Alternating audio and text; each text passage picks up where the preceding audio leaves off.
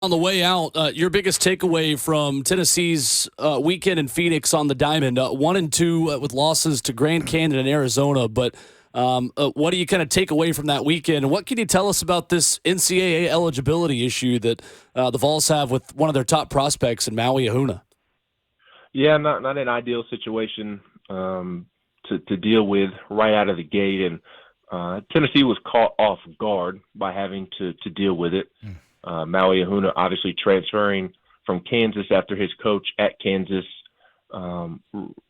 retired and decided to move on, and there's been an issue obviously of him trying to become eligible, and Tennessee did a couple of months ago report a self-violation of getting him on a plane out here, but before they should have, or something along those lines, and that has kind of caused a question with his availability. And from Tennessee's end of things, they expected this to be taken care of weeks ago. This has been a conversation within the Tennessee baseball program for a couple of months, but it didn't necessarily become one publicly because they fully anticipated it being cleared up with a couple of weeks to go before opening day. So when last week arrived and it wasn't resolved, that kind of threw them off. They were very, very, very surprised that it was not worked out ahead of time. I don't anticipate it being a long-term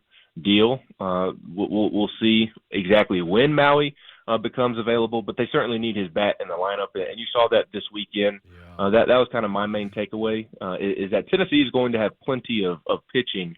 It's going to be, can they take care of the little things throughout a baseball game that they need to do in order to win, especially when the offense isn't going to put up as many runs as they did last year. You've got to take care of the small details throughout the course of a baseball game, and they did not do that on Friday or Saturday, and they did that on Sunday, maybe against lesser competition, but they still did it. The offense is maybe not as along as we thought it would be coming into the season, but that's okay.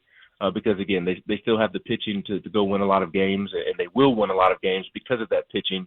But the offense probably not where we thought it would be at the start, and they have potential within that lineup. It's just going to take some time to adjust and for guys to get comfortable in their new roles. And I think once they do, they'll really gel well with the pitching staff, and they'll be contenders all year to make it to Omaha. But, it's kind of funny. We talk about Tennessee basketball. It was kind of a similar feeling watching Tennessee baseball, in the sense of they're going to be so reliant on pitching, just like the basketball team is with its defense, and offensive baseball may be frustrating at times early in the season, like it has been with the basketball team. So I thought it was kind of funny that the basketball team and baseball team are putting off the same vibes, and that was my biggest takeaway this weekend. And Ben, as you know, I think every Tennessee fan would trade offenses in those two sports in order to score 52 points against Alabama.